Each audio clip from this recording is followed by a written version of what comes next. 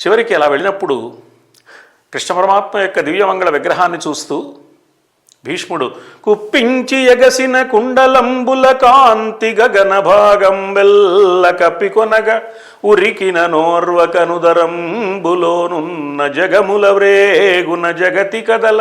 చక్రంబు చేపట్టి చనుదెంచురయమున పైనున్న పచ్చని పటముజార నమ్మితి నాలావు నగుబాటు సేయక మన్నింపుమని క్రీడి మరల దిగువ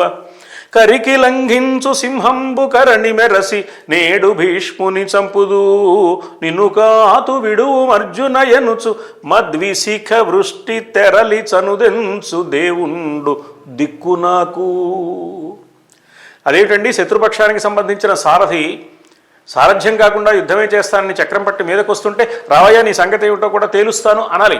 కానీ నువ్వే నాకు దిక్కు అని శరణు పొందుతున్నాను అంటున్నాడు.